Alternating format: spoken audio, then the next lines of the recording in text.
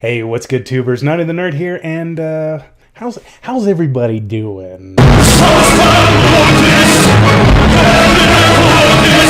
You might have seen me talking about the political compass in one of my previous videos. I've even briefly teased, if you will, my results. But I thought what could be fun, and maybe this is just my crazy quarantine brain here, but I thought what might be fun is to kind of record myself taking the political compass test, and then not only could I sort of share the more specifics of my political beliefs and inclinations, but also to explain some of my reasoning. So, without further ado, let's take a look here. Ooh, you like that transition there? You like that? Oh, well, there's some rules we've got to follow. You know me, big rule follower. Nannu. Gonna take a look here at the rules before we take the test.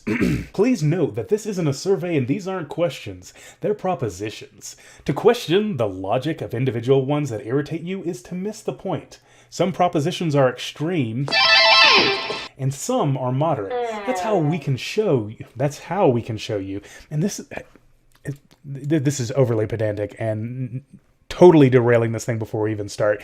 But this is worded very strangely, is it not? I mean, I feel... whatever. Anyway, that's how we can show you whether you lean towards extremism or moderation on the compass. Your responses should not be overthought. Well, shit. I can already tell this is not going to go well.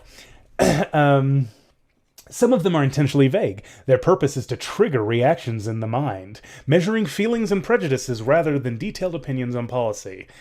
Well, I guess I just ruined it. I'm sorry, guys. All right, page 1 of 6. Just a few propositions to start with concerning no less how you see the country and the world. All right, I'm excited. Are you guys excited? I've taken this test like 100 times, but it's the first time I've done it on camera. I'm a little nervous. All right. If economic globalization is inevitable, it should primarily serve humanity rather than the interests of transnational corporations. Yeah, strongly agree. I mean, I don't understand how anyone could,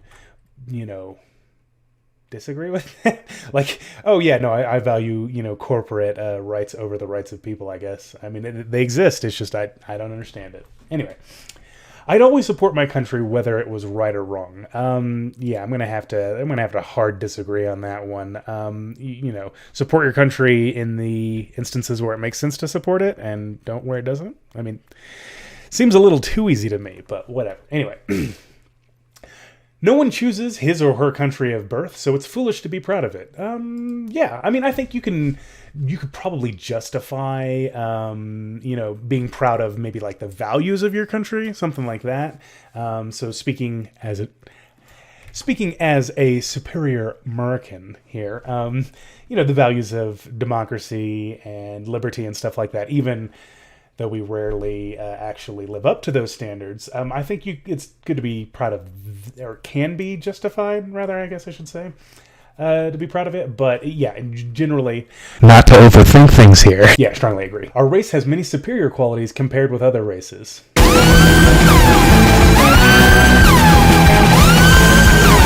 So, like, it's just to weed out the races, right?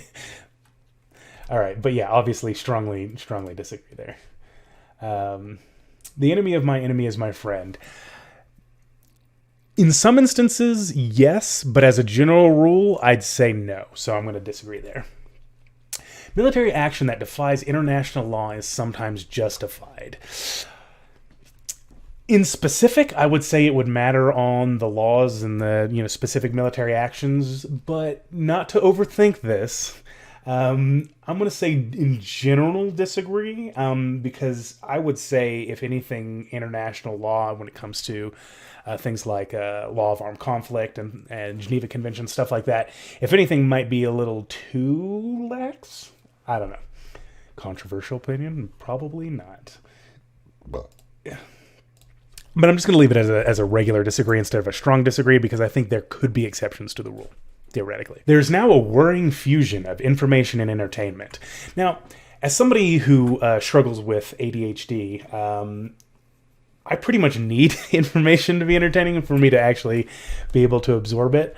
So on that level, I would say no. I don't think there's a worrying fusion going on there. But on the other hand, I mean, when you look at something like, say, Fox News or something even lower tier than that, like when information or the entertainment value trumps the factual accuracy of the information, you've got a problem. So I'm going to go with a soft agree here. All right, so now we're on page 2 of 6, the economy. We're talking attitudes here, not the FTSE index. What does that even mean, man? Financial Times Stock Exchange Index. I don't get it. Is this a joke? People are ultimately divided more by class than by nationality. Yeah, no, I generally agree. Oh, fuck, I didn't fucking maximize the screen, so now everyone can see all of my embarrassing bookmarks. I think, in general, people are more divided by class than by nationality. I think your nationality can play a part, but I mean, if you look at, like, the behavior of the ultra-wealthy in Saudi Arabia versus the ultra-wealthy in the United States, their behavior is remarkably similar in a lot of ways. And I would argue, additionally, people of the working class also share a lot in common in terms of behavior and lifestyle and stuff like that. I mean, class isn't the only thing, obviously, but I do think it's a more important factor, at least when comparing these two things. Controlling inflation is more important than controlling unemployment. I mean, it all depends. In general, I would say probably unemployment is the thing you'd want to factor in more. I'm going to go for a soft disagree, although I think it really is just too contingent on the specifics for me to be able to really accurately, assess that question there. Because corporations cannot be trusted to voluntarily protect the environment, they require regulation. Yeah, I mean, I pretty strongly agree there. We just know as just a matter of empirical reality that we can't trust corporations to do things outside of their narrow fiduciary interests. From each according to his ability to each according to his need is a fundamentally good idea. Oh shit, they're on to us. Yeah, no, I think fundamentally it's a good idea. I mean, even I would say your right-wing types or whatever would theoretically say that this is a fundamentally good idea, even if they don't believe that, socialism or communism is a good way to achieve those ends. I mean, to disagree with this means that you believe that people without need should be given an abundance and people in need shouldn't. And that's just evil. So yeah, no, I'd agree with that. I'd strongly agree with that. The freer the market, the freer the people. Strongly disagree. I mean, that's just kind of a duh. Can I go into that even more? I mean, how would I even... Here we go. I think this might be a good way to explain it.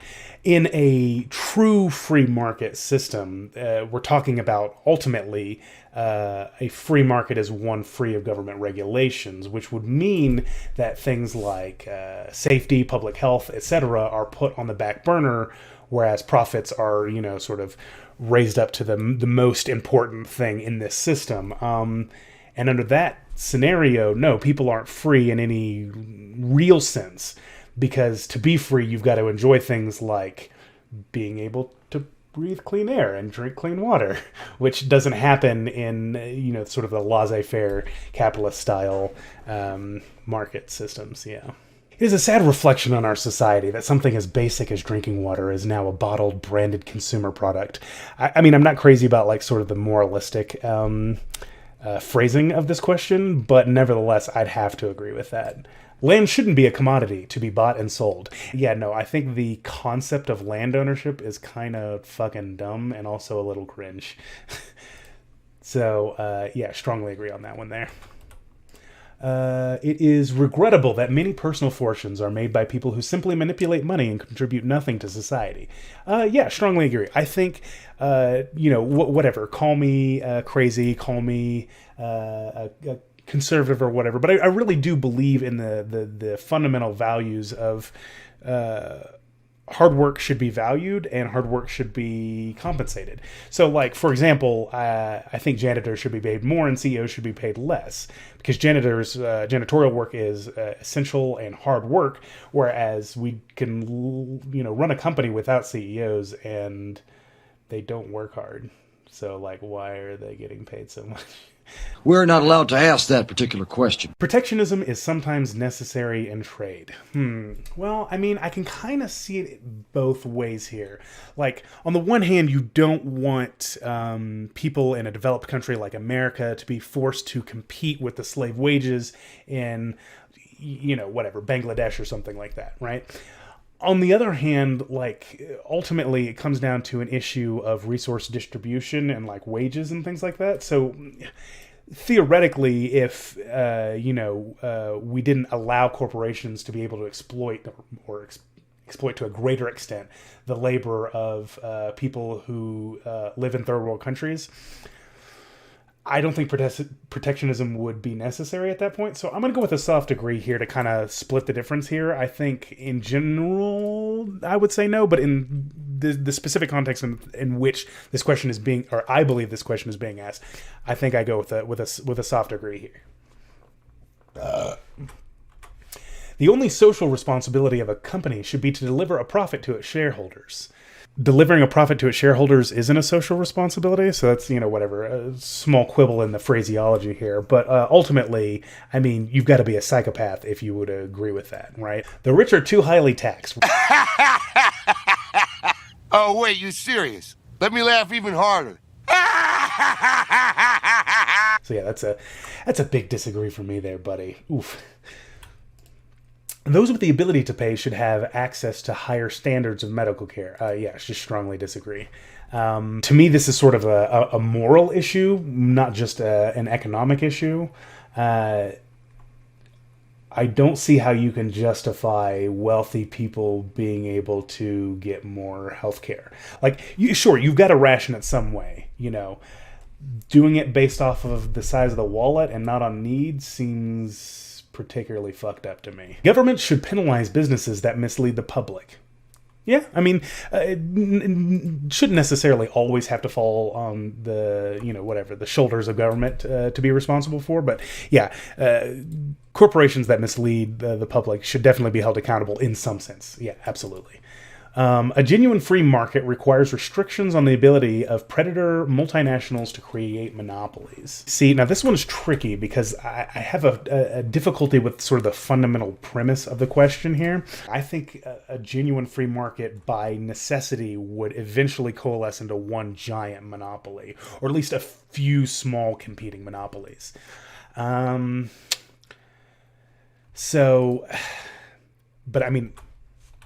But then again, I'm not for free markets. So, I mean, I don't know. I'll go for a soft degree, although I'm a little confused on the question here. Page 3 of 6. Now a look at some of your personal social values. And let me just say, more so than like any of the other pages, this is the stuff that I really care about, like the social issues, more so than economics or anything else, are the ones that grab my attention anyway. Because like, money's not real. It's a spook. Economy not real. So, I mean, that's all kind of bullshit, but like societal relations, there is something real there. And I think that there's a lot of interesting stuff going on there. Abortion, when a woman's life is not threatened, should always be illegal. I almost read that as legal, which would radically change the interpretation of this. I would say even under basically every circumstance, even what we might consider a totally frivolous abortion, I don't think it's moral to bring a child into the world to parents who don't want it. You get what I'm saying? Like, even if the health of the baby or the mother isn't a question, even if it's not rape or incest, I would say, I very, very lax on abortion restrictions is how I feel. All authority should be questioned. I mean, absolutely. I mean, I refuse to even hear arguments to the contrary. RESPECT, respect authority. An eye for an eye and a tooth for a tooth. I'm going to soft disagree. I think there is something to the whole like, oh, well, an eye for an eye makes the whole world blind. I mean, I don't think it's always that simple, but I do think, yeah, constantly seeking redress for grievances in that sort of a retributive sort of sense. Not a fan. Taxpayers should not be expected to prop up any theaters or museums that cannot survive on a commercial basis. I strongly disagree. Like, some of my more libertarian friends might have a problem with this, but I do really think that there's a strong argument that can be made that the common good isn't just roads and clean drinking water and stuff like that, but it's also cultural exports. It's art. It's it's music. It's museums. It's education. Stuff like that. And even if they're not strictly speaking profitable, I think they definitely not only have a right to exist but should exist. Even if that means we have to tax rich people a little more. Ooh. All right. Schools should not make classroom attendance compulsory. I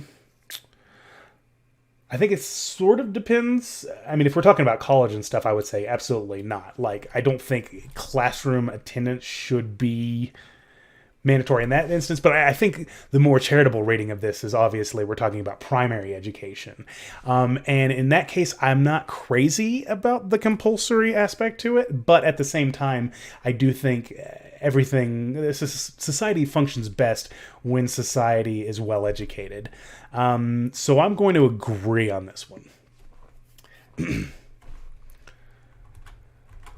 All people have their rights, but it's better for all of us that different sorts of people should keep to their own kind.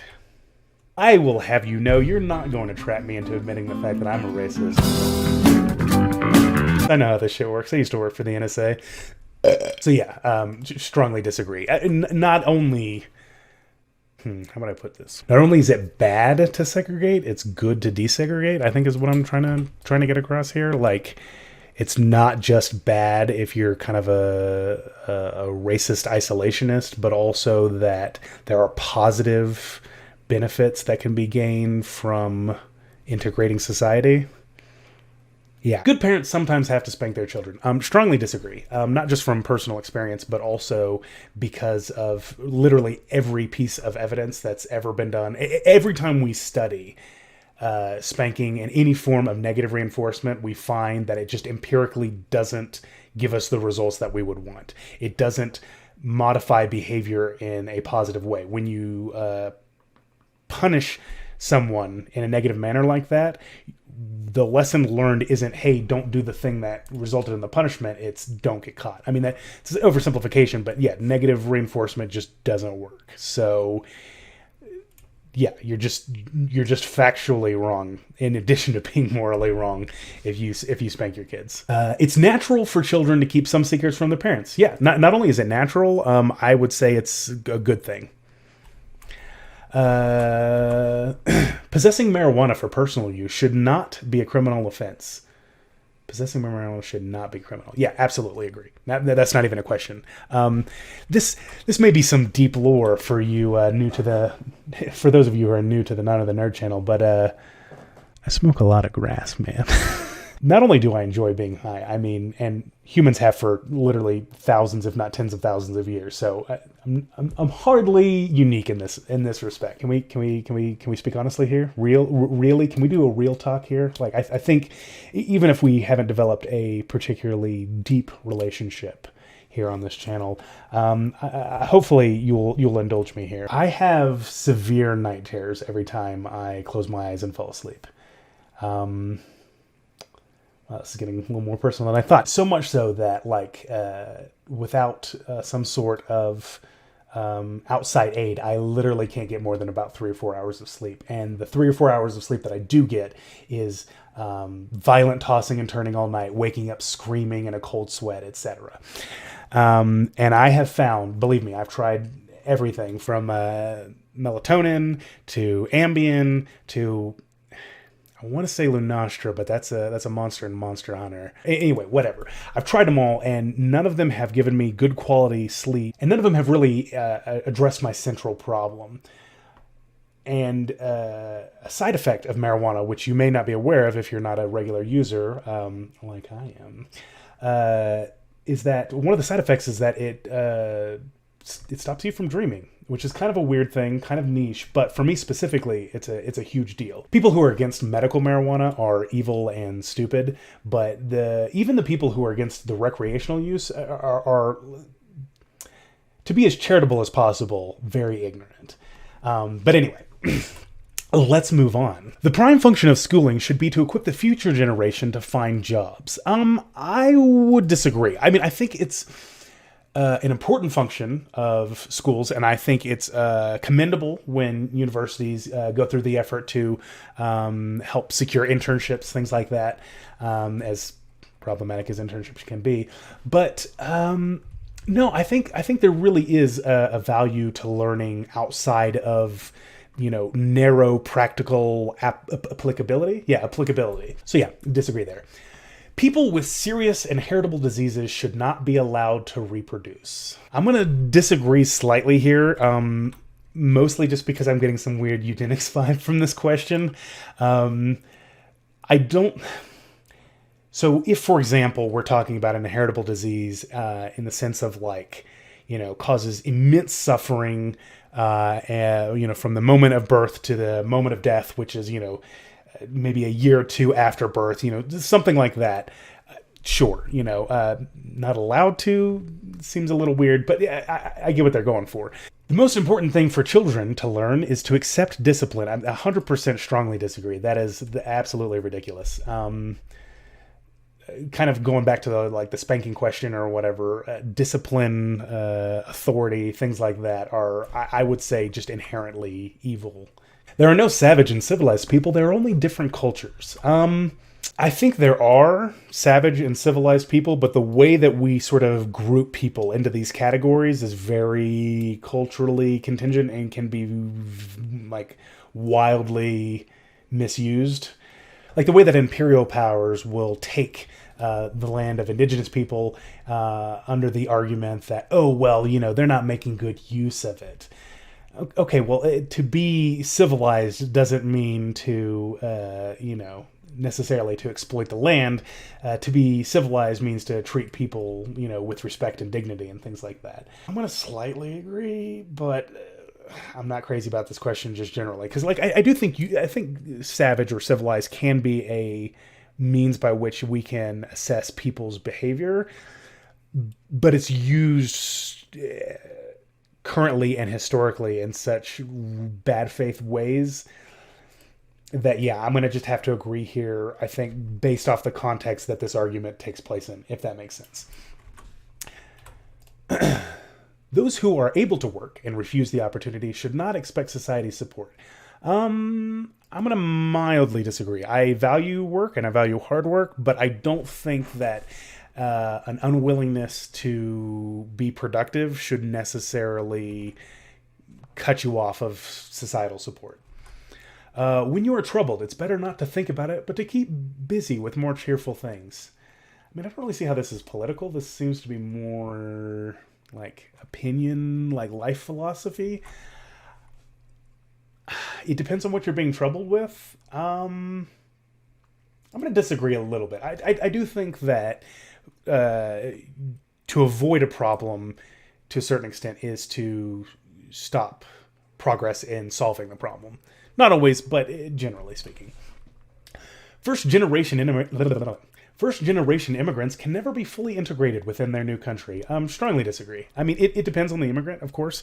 But no, there are, Mexican immigrants, for example, who more holistically embody the cultural and societal values of America than I ever will. So, no, it really just depends. I'll say disagree. Not strongly disagree. It depends. But in general, no. What's good for the most successful corporation is always ultimately good for us. Strongly disagree. You would have to believe that the interests of large multinational corporations and the general well-being of humanity would always align in order for you to do anything other than disagree with this. And in order to hold that position, you just have to be wildly ignorant or biased in some way. I don't know. No broadcasting institution, however independent its content, should receive public funding. I'm going to disagree slightly on this. PBS may not be the best example, but I do think having a certain amount of public funding guaranteed to a artistic endeavor, not just broadcasting, but just more broadly even, can give a certain level of artistic freedom that can't be gained inside of a for-profit system, if that makes sense. So things that may not be necessarily profitable, like maybe a PBS documentary, still has a lot of worth to society in terms of education and things of that nature. So yeah, I'm gonna disagree on that one. All right, 4 out of 6, and we are taking a long time, but we're gonna speed up. We're gonna get through this. Look at me. We're going to get through this together, okay? How you see wider society. Our civil liberties are being excessively curbed in the name of counterterrorism. Strongly agree. It's called the Patriot Act. Look it up. A significant advantage of a one-party state is that it avoids all the arguments that delay progress in a democratic political system. I mean, theoretically, in like a idealized fantasy world, that could be the case, but in real life, I'm going to have to strongly disagree there. I don't think progress happens when you ignore the voices of minority groups, generally speaking. Although the electronic age makes official surveillance easier, only wrongdoers need to be worried. Okay, I'm just going to say this. I mentioned this briefly earlier. I worked for the NSA. Even if you're not a wrongdoer, whatever that means, you should be worried about electronic surveillance. So I'll just leave it at that. Don't want to give anything, away that's going to, put me in jail for treason or espionage. But yeah, no, strongly disagree there. The death penalty should be an option for the most serious crimes. I mean, in a hypothetical world where we could be 100% certain about who done it, you know what I mean? I don't think that it's necessarily always wrong for a group of people to decide to terminate the life of another person. However, in the context of specifically the American quote-unquote justice system, the death penalty allows for just a crazy amount of abuse. I'm going to disagree in our current context. I don't necessarily have a problem with the death penalty in concept, but in practice, yes. In a civilized society, one must always have people above to be obeyed and people below to be commanded. Strongly disagree. I don't believe in the inherent legitimacy of hierarchy, which is why I cannot be a right-winger. All right, abstract art that doesn't represent anything shouldn't be considered art at all. Now, a quick point of order. I disagree that abstract art doesn't represent anything, but leaving that aside, I'm going to strongly disagree there. It's also weird when like an individual can like declare what is and isn't art. I don't know. Strikes me as a little strange anyway. In criminal justice, punishment should be more important than rehabilitation. Strongly disagree. I mean, you've got to be, I don't even know a polite way of describing that. The lion, dog, face, pony soldier. Go back to what we were talking about spanking earlier. Negative reinforcement doesn't work, period. And even more so than that, I mean, ultimately the goal should be to reduce, violent crime, not to get vengeance. It's a waste of time to try to rehabilitate some criminals. I slightly agree. I do think that you can kind of get to a certain point. Maybe I'm wrong. Maybe this is just, a position held out of pure ignorance. But I do believe that there are some people who are too far gone. But maybe I'm wrong. The business person and the manufacturer are more important than the writer and the artist. I'd strongly disagree. Manufacturer, maybe not, but business person is definitely on the bottom of that like societal worth, at least in my opinion. Mothers may have careers, but their first duty is to be a homemaker. Are you serious? How much of a right-wing numbskull are you? In my case, not at all. So yeah, strongly disagree. That's ridiculous. Multinational companies are unethically exploiting the plant genetic resources of developing countries. I mean, this is to me not a political question, but a factual one. And I know what the facts are. So, making peace with the establishment is an important aspect of maturity. Strongly disagree. The establishment can lick my balls. Do what they say. Fuck you, I won't do what you tell me. Fuck you, I won't do what All right. The end is in sight. I can feel it. Page 5 of 6. If you got through that okay, you'll find these propositions on religion a breeze.